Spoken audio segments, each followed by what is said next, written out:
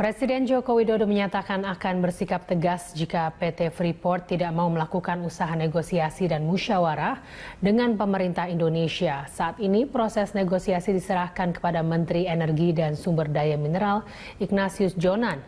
Presiden Jokowi menegaskan bahwa hasil yang diinginkan dari kesepakatan antara kedua belah pihak ini adil dengan tidak memihak kepada salah satu pihak saja. Ya, kita ingin ini dicarikan solusi menang-menang, dicarikan solusi yang win-win. Kita ingin itu, karena ini urusan bisnis gitu. Jadi oleh sebab itu saya serahkan kepada menteri. Tetapi kalau memang sulit diajak musyawarah dan sulit kita ajak berunding, ya kita nanti akan bersikap. Tidak diperpanjang maksudnya, Pak? Ya nanti dilihat.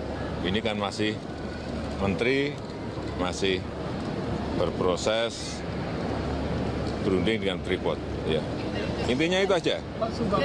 Intinya itu aja. Intinya kalau memang sulit diajak musyawarah dan sulit diajak untuk berunding, saya akan bersikap. Tapi sekarang ini biar menteri dulu, ya. Bukan rahasia lagi jika tambang emas Freeport di Indonesia adalah salah satu yang terbesar di dunia. Papua dinilai kaya akan sumber daya alam ini. Berikut data 10 tambang emas terbesar di dunia yang dilansir dari investingnews.com dengan menganalisis data dari Thomson Reuters.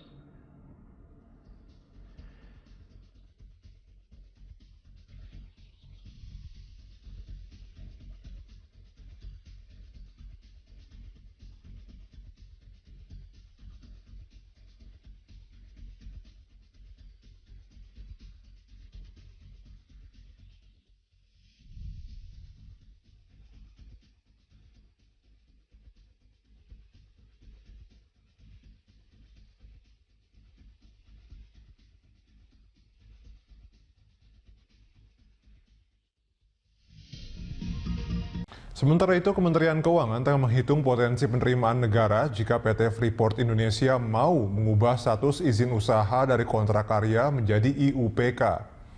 Kepala Badan Kebijakan Fiskal Kementerian Keuangan Suhasil Nazara menyatakan pemerintah tengah membandingkan penerimaan antara status KK dan IUPK. Suhasil menambahkan bahwa perbandingan penerimaan itu merupakan fokus utama Kementerian Keuangan dalam melihat perubahan status Freeport. Meski akan melakukan perhitungan, Suhasil menjelaskan bahwa hasil estimasi belum tentu sama dengan realisasi. Ini karena adanya negosiasi antara pemerintah dan Freeport terkait kewajiban yang perlu dijalankan oleh Freeport. Sebagai informasi, peraturan royalti dalam KK terhitung 1% untuk emas dan perak serta 3,5% untuk tembaga. Sementara itu, hitungan royalti emas di dalam IUPK tercatat sebesar 3,75%, perak sebesar 3,25%, dan tembaga sebesar 4%. Pemirsa, Presiden Joko Widodo meluncurkan bantuan pangan non-tunai kepada ibu rumah tangga seluruh Jabodetabek hari ini. Presiden menyalurkan bantuan sebagai upaya reformasi program subsidi beras sejahtera. Dengan program bantuan pangan non-tunai, lebih dari 2.000 ibu rumah tangga di Jabodetabek dapat membeli beras, telur, tepung, dan minyak goreng dengan harga murah. Pemerintah berharap bantuan baru ini akan lebih tepat sasaran, efektif dan berkualitas, serta bermanfaat dalam meningkatkan kebutuhan nutrisi masyarakat Indonesia. Penyaluran bantuan ini disalurkan melalui Kartu Keluarga Sejahtera yang dapat digunakan oleh warga di sejumlah warung atau toko yang bekerja sama dengan Himpunan Bank Negara.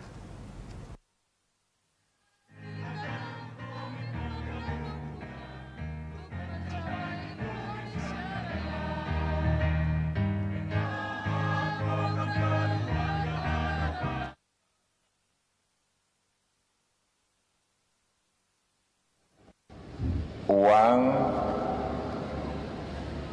1.890.000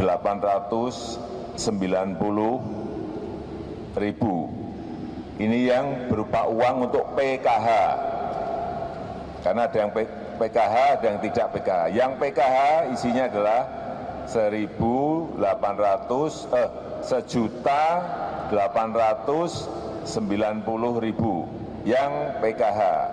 Yang untuk bantuan pangan isinya setiap bulan 110.000, berarti 1 tahun 1.320.000.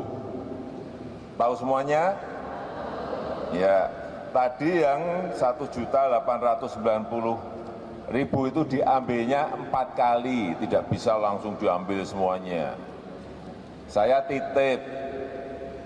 Presiden Joko Widodo meminta kepada Menteri Keuangan dan Menteri Hukum dan HAM untuk mempersiapkan regulasi terkait pertukaran informasi di bidang jasa keuangan dan perpajakan. Pada program ini, setiap negara nantinya akan membuka informasi mengenai perpajakan dan bisnis warga negara pada negara asal. Menurut Jokowi, terkait dengan komitmen Indonesia untuk bergabung dengan 101 negara lainnya di dunia, dalam kerjasama pertukaran informasi perpajakan otomatis, pemerintah harus menggunakan kesempatan ini sebagai momentum untuk melakukan reformasi sistem informasi keuangan, terutama adalah perbaikan sistem informasi perpajakan. Kebijakan keterbukaan informasi itu akan dilaksanakan pada September 2018. Ini jelas momentum untuk membangun database, untuk membangun administrasi perpajakan yang lebih komprehensif, lebih integratif, dan juga lebih kuat. Yang selanjutnya akan bermanfaat bagi upaya peningkatan tax rasio kita, mendorong kepatuhan pajak secara sukarela, serta mencegah penghindaran dan penggelapan pajak. Sementara itu, Menteri Keuangan menyebutkan, Indonesia akan terus melakukan persiapan untuk memenuhi aturan-aturan dalam pertukaran informasi di bidang jasa keuangan dan perpajakan. Dalam kesepakatan 101 negara itu, pengusaha tidak boleh lagi melakukan praktik curang penghindaran pajak. Indonesia akan terus melakukan persiapan untuk bisa memenuhi berbagai peraturan-peraturan yang diharuskan untuk dipenuhi agar kita bisa mendapatkan manfaat dari automatic exchange of information. Seperti diketahui bahwa ini merupakan suatu kebijakan global yang disepakati oleh sekarang lebih dari 101 negara untuk bersama-sama untuk saling memberikan informasi, terutama informasi mengenai perpajakan, sehingga tidak dimungkinkan lagi atau kecil kemungkinan dari wajib pajak untuk bisa menghindari perpajakan di satu negara. Menteri Keuangan Sri Mulyani menambahkan, jajarannya masih berupaya memasukkan beberapa pasal penunjang ke dalam revisi Undang-Undang Ketentuan Umum Perpajakan, mengingat adanya pasal kerahasiaan terhadap nasabah perbankan, perbankan syariah, maupun pasar modal dalam Undang-Undang Nomor 10 Tahun 1998 tentang perbankan. Tim Liputan, Berita 1. Presiden Joko Widodo khawatir atas praktik euforia demokrasi dan kebebasan di tanah air. Sebab tren kebebasan publik dinilai telah menyimpang dan membuka peluang berkembangnya politik ekstrim lewat aksi fundamentalisme dan radikalisme di tengah masyarakat. Presiden Joko Widodo mengungkapkan kondisi Indonesia dalam 5 bulan belakangan ini saat menghadiri acara pengukuhan pengurus DPP Partai Hanura periode 2016-2020. Presiden prihatin terkait persatuan bangsa saat ini, ketika pemerintah sedang sibuk menggaungkan tentang pemahaman nilai kebangsaan. Semua rakyat harus tahu betul betapa kita ini sangat beraneka ragam. Betapa kita ini sangat majemuk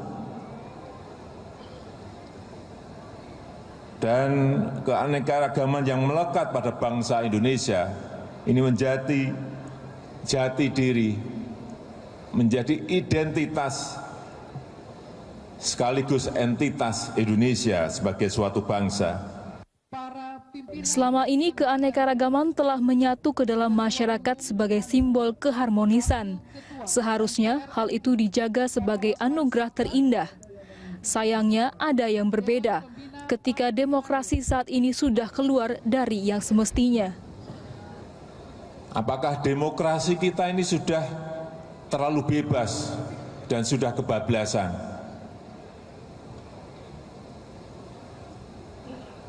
Saya jawab iya, demokrasi kita ini sudah terlalu kebablasan. Praktik demokrasi politik telah membuka peluang terjadinya artikulasi politik yang ekstrim seperti liberalisme, radikalisme, sekterisme, dan terorisme, serta yang bertentangan dengan ideologi Pancasila.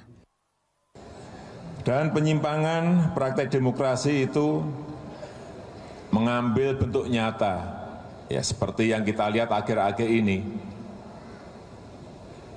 Politisasi SARA. Sejauh ini praktik liberalisme datang ke Indonesia melalui jalan pemikiran orang-orang barat sehingga sedikit banyak terjadi penyimpangan. Paham liberalisme menolak adanya pembatasan khususnya dari pemerintah dan agama. Sementara radikalisme dan terorisme kini menjadi musuh baru umat manusia. Meskipun akar radikalisme telah muncul sejak lama, namun peristiwa peledakan bom dan penangkapan pelaku teror mengantarkan fenomena ini sebagai musuh kontemporer sekaligus musuh abadi. Hal lain yang juga mengkhawatirkan adalah munculnya semangat sektarianisme yang memang telah ada sejak Indonesia merdeka. Di era reformasi, pengelompokan masyarakat justru menguat. Menguatnya identitas lokal mengindikasikan perbincangan tentang kebangsaan belum selesai, sehingga terkesan masyarakat masih mencari jati diri melalui penguatan identitas lokal. Untuk itu, pemerintah menghimbau masyarakat menghindari hal-hal tersebut karena akan memecah belah persatuan bangsa. Kondisi tersebut juga merupakan ujian yang jika menghadapinya secara tepat akan memberikan dampak positif bagi bangsa. Kalau ini bisa kita lalui dengan baik, akan menjadikan kita semakin dewasa, akan menjadikan kita semakin matang, akan menjadikan kita semakin tahan uji. Dalam menghadapi demokrasi yang sudah kebablasan ini, Presiden Jokowi mengaku memiliki cara tersendiri, yakni dengan melakukan penegakan hukum di Indonesia. Tim Liputan, Berita 1.